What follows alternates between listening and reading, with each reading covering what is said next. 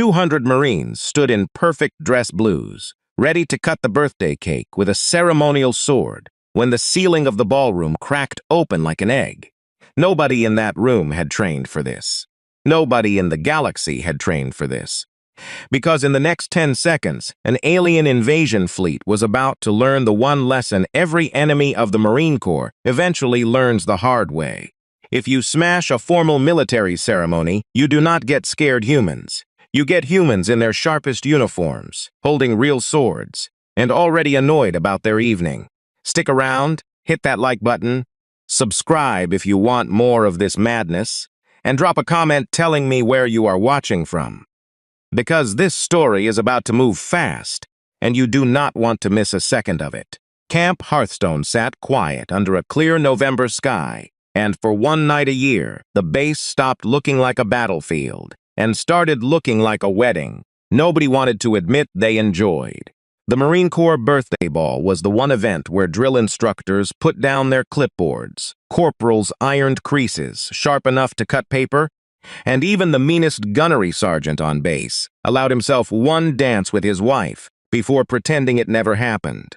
Second platoon sat at table 14, dressed in their formal blues, looking like men who had been folded into their own uniforms with a shoehorn. Corporal Miller adjusted his collar for the 5th time in 10 minutes. "I liberated a planet 3 weeks ago," Miller muttered. "This collar is worse than the aliens." Private Simmons leaned over, grinning under a haircut so fresh it still looked offended. "Corporal, you look sharp. I look strangled." Across the table, Diaz straightened his medals, like a man arranging trophies he still could not believe he owned. Briggs sat beside him, quietly reading the ceremony program like it was a tactical briefing. Kowalski had already found the dessert table with his eyes and was calculating distance and travel time. At the head table, Lieutenant Harris sat upright, clipboard nowhere in sight, though everyone suspected he had one hidden somewhere in his jacket out of pure instinct. Sergeant Malone sat beside him, arms crossed, sipping coffee from a mug that had clearly not been approved for formal wear.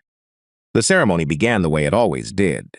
The oldest Marine present and the youngest Marine present stood at the front of the room, ready to share the first and second pieces of birthday cake, a tradition that had survived wars, weather, and at least one accidental building fire in 1987.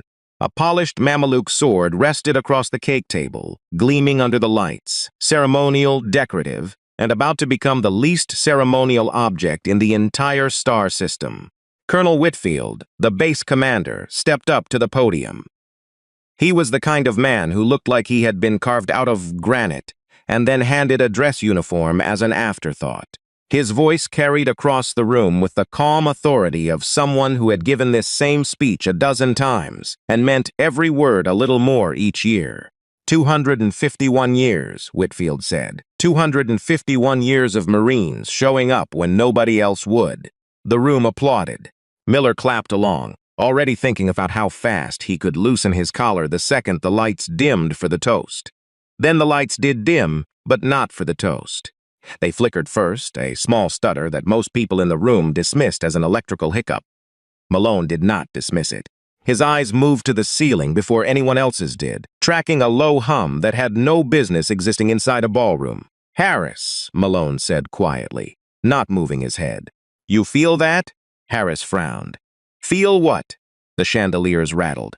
Glasses on every table trembled in place, spreading small circles across the wine no one had touched yet. Somewhere near the back doors, an unfamiliar tone rang out, deep and rhythmic, like something enormous was clearing its throat above the building. Colonel Whitfield paused mid-sentence, the confidence in his voice cracking for the first time all evening. If this is the Honor Guard's cannon salute early, someone is getting extra duty. It was not the Honor Guard. The ceiling above the center of the ballroom split open with a shriek of tearing metal and falling plaster, and through that gap dropped a beam of pale blue light, wide enough to swallow 3 tables whole. Dust rained down onto white tablecloths.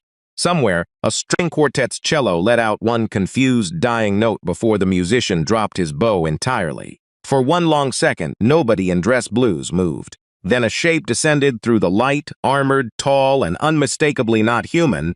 Boots, landing on the polished dance floor with a heavy metallic clang that echoed through the stunned silence of 200 formally dressed United States Marines. Miller looked at Simmons. Simmons looked at Miller. Neither of them reached for a weapon, because neither of them had one. Ceremonial swords did not count as combat load, and every rifle on base was locked up exactly where regulations demanded they be during a formal event. Malone stood up, slowly, coffee still in hand, and said the only sentence that mattered. "Well," he said, "this is new." The alien figure straightened to its full height, scanning the room through a dark visor, clearly expecting panic, chaos, maybe screaming.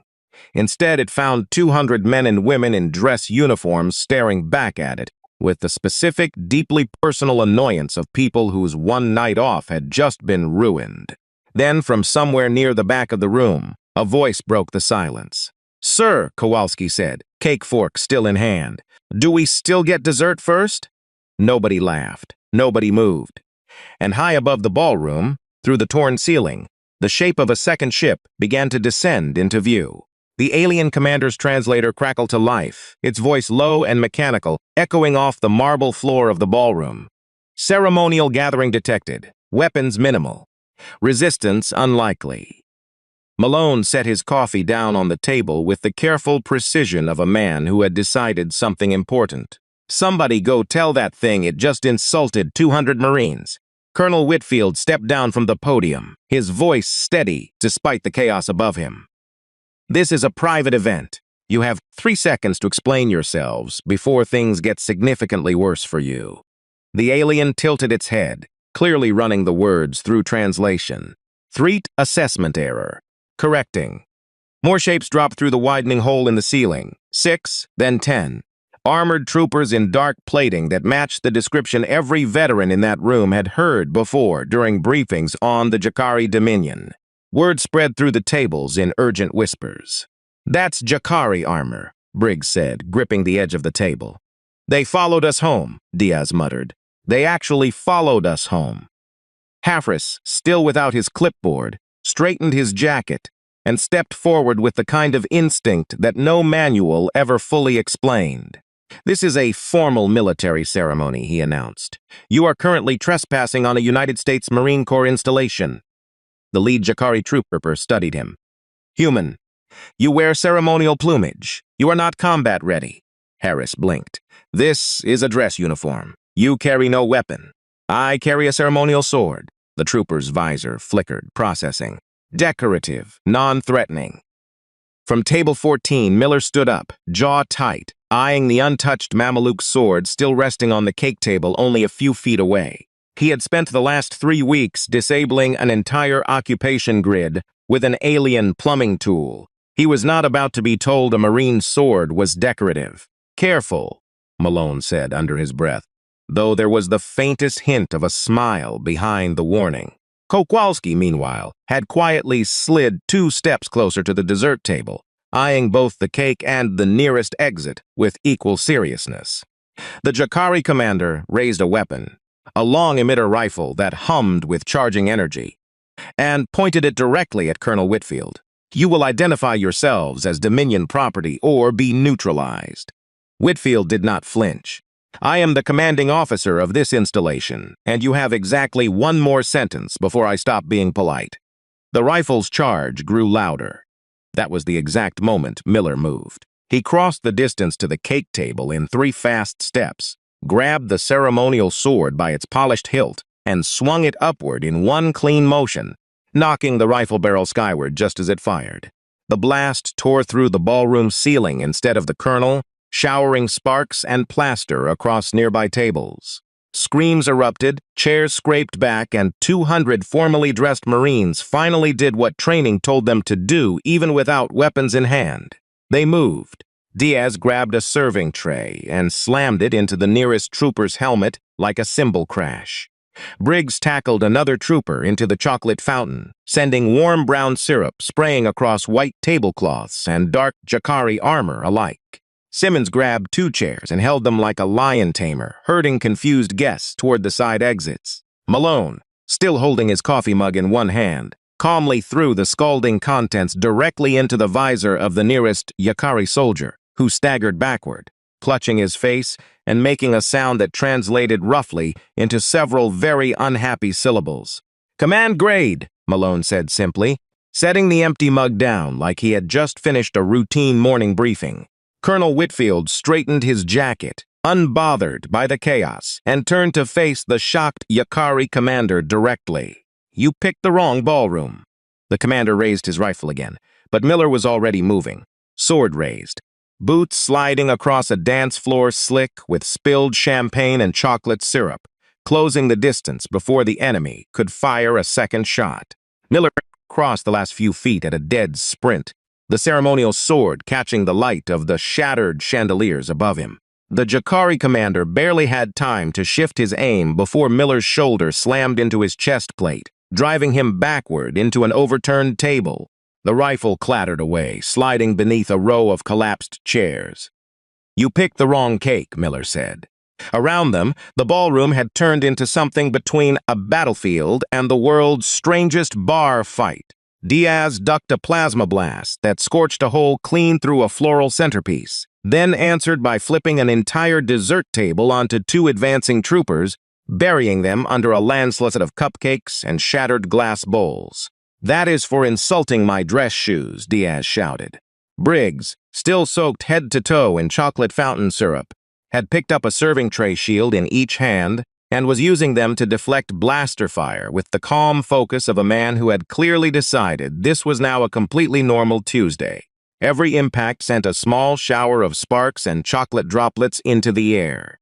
Simmons had herded a group of stunned junior officers and their families toward a side exit, using an overturned buffet cart as a makeshift barricade. "Move, move, we've got this," he shouted, though the tremble in his voice suggested he was mostly saying it to convince himself. At the center of it all, Sergeant Malone walked through the chaos with the unbothered pace of a man taking an evening stroll, occasionally redirecting a Jakari trooper's aim with nothing more than a well-placed shove or a thrown ice bucket. Somewhere along the way, he had acquired a second mug of coffee, and nobody dared ask how. Colonel Whitfield had moved the moment the fighting started, not away from danger, but toward the base intercom mounted near the ballroom entrance. His voice thundered through the speakers a moment later, calm, deep, and absolutely furious. "All units, general quarters. Hostile forces on base during the birthday ball." I say again, hostile forces have interrupted the cake. Somewhere across camp, a duty officer nearly dropped his radio in disbelief. Back on the ballroom floor, Miller pinned the Jakari commander against the wreckage of the overturned table, sword pressed lightly against the alien's collar seal. "Where's the rest of your fleet?" The commander's translator crackled, defiant despite the situation. "Reinforcements inbound. This colony world belongs to the Dominion now." Miller almost laughed. "This isn't a colony world. This is a parking lot with a flagpole." Above them, through the torn ceiling, a second and much larger shape began descending, engines glowing a deep, threatening red, casting long shadows across the wrecked ballroom floor. Every Marine still standing looked up at once. Harris, breathing hard, wiped chocolate syrup from his sleeve and turned toward Whitfield.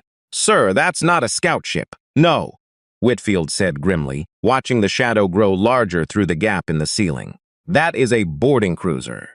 Kowalski, who had somehow survived the entire opening skirmish while still holding a slice of birthday cake in one hand, looked up at the descending ship, then down at his cake, then back up again. "Sir," he said, "permission to finish this first." Nobody answered him, because at that exact moment, the boarding cruiser's landing ramp tore open the far wall of the ballroom, and a wave of fresh Jakari troopers marched through the gap in tight formation, weapons raised, straight into a room full of Marines who were, for the first time all evening, finally ready for them. The wall gave way in a shower of brick and plaster, and through the gap marched a full Jakari boarding company, weapons raised, formation tight, boots striking the marble floor in perfect mechanical rhythm. At the front walked a figure in heavier command armor, gold trim catching the light, clearly someone who considered himself important.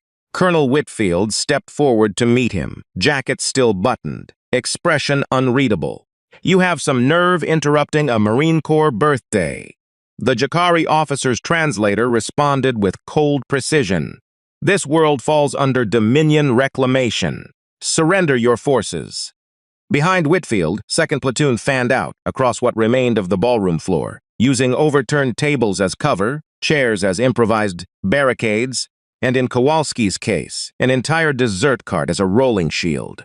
Miller stood at the center, ceremonial sword still in hand, chest heaving from the fight moments before. "Sir," Miller said quietly to Whitfield, "permission to not surrender." Whitfield's jaw tightened into something close to a smile. "Permission granted, Corporal." The Jakari officer raised one armored hand, and his entire company opened fire at once. Blaster bolts tore through crystal chandeliers and marble columns, scorched black lines across white linen, and shattered the last of the ballroom's tall windows. Marines scattered behind cover with practice speed, formal shoes sliding across a floor slick with spilled champagne, melted ice sculpture, and chocolate syrup. Malone crouched behind an overturned serving cart, calmly reloading a captured Jakarsi sidearm he had lifted off an unconscious trooper earlier. "Command," he said into his radio, voice as steady as ever. "We are going to need every available unit at the ballroom, and somebody bring real weapons, preferably before the toast." Diaz popped up from behind a collapsed table, hurling a full ice bucket directly into an advancing trooper's face, buying Briggs enough time to drag a wounded junior officer's wife to safety behind the bar.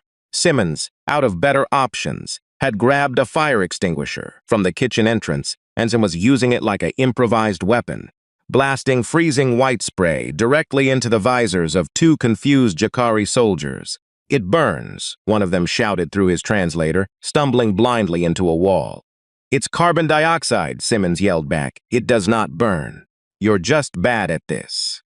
At the center of the storm, Miller moved through the chaos with the sword raised, deflecting one blaster shot after another off the polished blade, sparks flying with every impact. It should not have worked. Ceremonial swords were not designed for this. And yet somehow so impossibly, it kept working, because Miller had already decided he was not losing a fight in a rented tuxedo.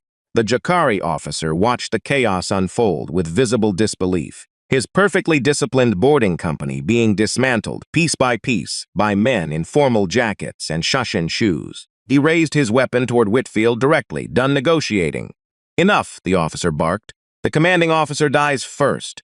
Whitfield did not step back. He simply reached down, picked up the closest object within reach, a heavy brass ceremonial bell used to mark the changing of watch, and hurled it directly into the officer's chest with the force of a man who had clearly thrown a shot, put or two in his younger years.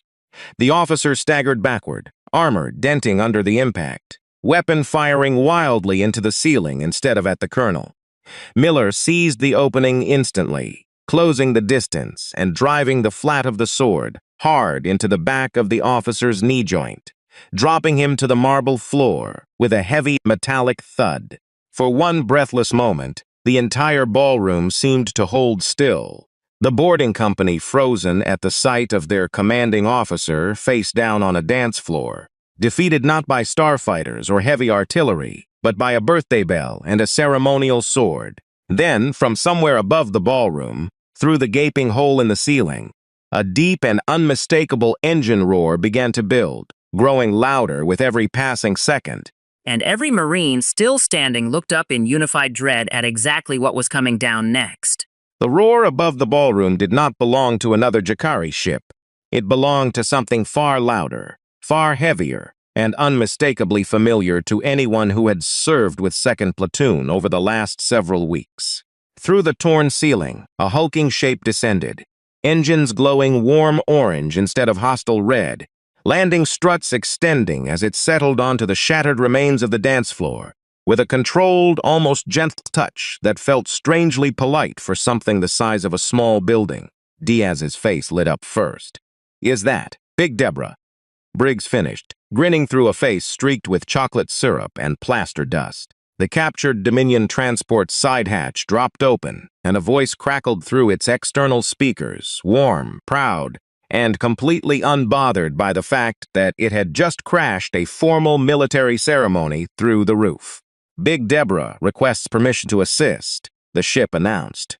Colonel Whitfield, still catching his breath beside the fallen Jakari officer, looked up at the enormous vehicle now occupying most of what used to be the dessert table. Permission granted, he said, because at this point, arguing with a sentient alien transport felt like a losing battle nobody had time for. From the open hatch rolled two smaller captured skimmers, engines humming with what could only be described as enthusiasm, immediately taking defensive positions on either side of the ballroom entrance. The remaining Jakari boarding troops froze mid-advance, weapons wavering as they stared at their own stolen equipment, now actively working against them. "That is not possible," one trooper stammered through his translator. "Those units belong to the Dominion." Kowalski, cake plate somehow still balanced in one hand, leaned toward the nearest confused soldier. They switched teams. Better morale on our side. The remaining Jakari forces regrouped near the shattered far wall, weapons raised in a final defensive line, clearly unwilling to retreat without at least attempting to salvage the mission. Their reserve commander, a broad armored figure with twin emitter blades, stepped forward through the wreckage, translator snapping with cold fury. "This ends now, humans." Miller stepped up beside Whitfield, sword still in hand, chest heaving, uniform torn at the shoulder but otherwise standing tall. "You said that already. Didn't work the first time either." The reserve commander charged, blades igniting with a sharp electric hum, moving fast across the debris-covered floor. Miller met him head-on, sword clashing against twin blades in a shower of sparks that lit up the wrecked ballroom like fireworks. Malone flanked from the side, driving a captured rifle butt into the commander's exposed side joint, while Dizes and Briggs closed in from the opposite angle, forcing the alien into a position with nowhere left to retreat. The fight lasted less than a minute, brutal, fast, and decisive, ending with the reserve commander flat on his back, disarmed, surrounded on all sides by Marines in formal dress uniforms who looked significantly less formal than they had an hour earlier. Outside, through the broken windows, the sound of incoming reinforcement vehicles finally reached the ballroom, headlights sweeping across the lawn as base security and combat units arrived in force. Several minutes too late to actually help, but just in time to witness the aftermath. Colonel Whitfield straightened his torn jacket, looked out at the wrecked ballroom, the scattered cake, the chocolate-covered troopers zip-tied along the far wall, and Big Deborah sitting proudly where the string quartet used to perform, and let out a long, tired breath. "Somebody," he said, "go find out if the cake survived." It had not. But as the last Jakari troopers were marched out in restraints, and second platoon slowly regrouped near the wreckage of Table 14, nobody in that room doubted one thing. Whatever the Dominion had expected to find at a Marine Corps birthday ball, it had definitely not expected this. By midnight, the ballroom looked less like a battlefield and more like the world's strangest cleanup crew had been let loose on it. Medical teams moved between tables, checking for injuries. Base security walked the last of the restrained Jakari prisoners out through the shattered far wall, and somewhere near the kitchen entrance, a very confused catering staff member kept asking if the open bar was still technically active. Colonel Whitfield stood near the center of the room, surveying the damage with the calm patience of a man who had already decided this story would follow him for the rest of his career, whether he liked it or not. Beside him, Big Deborah powered down slowly, engines fading into a low contented hum, clearly pleased with herself. "You did good," Whitfield said, patting the transport's hull like he would a loyal horse. "Big Deborah agrees," the ship replied. Second platoon gathered near what remained of Table 14, uniforms torn, chocolate-stained, and thoroughly exhausted. Miller finally set the ceremonial sword down on the one surviving section of tablecloth, staring at it like it had personally betrayed him by working so well. "I'm going to have to explain this in a report," Miller muttered. "You're going to have to explain a lot of things," Malone said, sipping from a third mug of coffee that had appeared from absolutely nowhere. Simmons, still holding the now empty fire extinguisher like a trophy, looked around at the wreckage with something close to pride. "Corporal, we saved the birthday ball." "We destroyed the birthday ball," Miller corrected. "We saved everyone at the birthday ball," Simmons said. "The ball itself did not make it." There's a difference. Diaz laughed, wiping chocolate syrup from his sleeve, while Briggs quietly began collecting stray silverware off the floor, muttering something about proper inventory procedures that nobody was listening to. Lieutenant Harris arrived a few minutes later, somehow having found a spare clipboard in the middle of an alien invasion, already scribbling notes with the focused determination of a man trying to make sense of the impossible. He stopped in front of 2nd Platoon, looked at the wreckage, looked at Big Deborah, looked at the cake stain on Miller's jacket, and sighed. "Command is going to ask how a formal ceremony turned into a firefight," Harris said. "Tell them the enemy started it," Miller said. "They're going to ask why a ceremonial's sword was used as an actual weapon. Tell them it was very effective." Harris looked down at his clipboard, then back up at the room full of exhausted, chocolate-covered Marines who had just repelled a Dominion boarding party using serving trays, ice buckets, a birthday bell, and one extremely stubborn ceremonial sword. He clicked his pen closed. "I'm just going to write that the cake was a total loss," Harris said. "Some things are easier to explain than others." Outside, through the broken windows, the first hint of dawn was starting to color the sky, and reinforcement units continued securing the perimeter, confirming that no further Dominion forces remained in the area. Colonel Whitfield addressed the surviving guests one last time before they were escorted to safety, his voice steady despite the long night behind him. 251 years, he said, echoing his earlier words, and not once has anything managed to cancel this ceremony completely. Tonight was close, but we're still standing, and so is the tradition. The Marines still gathered in the wrecked ballroom, raised whatever they had left in hand, cracked champagne glasses, spare coffee mugs, one very battered ceremonial sword, and gave a tired but genuine cheer that echoed out through the broken windows into the cold morning air. Miller looked around at his platoon, bruised, exhausted, covered in chocolate and plaster dust, and allowed himself the smallest hint of a smile. Somewhere out there, whatever remained of the Jakari Dominion was about to receive a very confusing report about a human ceremony that could not be stopped, not by weapons, not by numbers, not by surprise, because whatever this species called a birthday, it apparently came with teeth. As 2nd Platoon was finally cleared to head back to barracks, Big Deborah's engines rumbled back to life one last time, lifting slightly off the ruined floor, clearly unwilling to be left behind. "Big Deborah requests permanent reassignment to 2nd Platoon," the ship announced proudly. Malone did not even look up from his coffee. Command already lost that argument once. They are not winning it twice. And as the sun rose fully over Camp Hearthstone, casting long light across a ballroom that would need months of repair and a story that would need years to fully explain, one truth had already spread through every corner of the base by breakfast. Somewhere out there, in the vast cold reaches of enemy territory, every Dominion officer was about to learn exactly why you never, under any circumstances, interrupt a Marine Corps birthday ball. If you enjoyed this story, make sure to smash that like button, subscribe for more, and drop a comment below telling me which part of tonight's chaos was your favorite. Share this with someone who needs a laugh, and I will see you in the next story.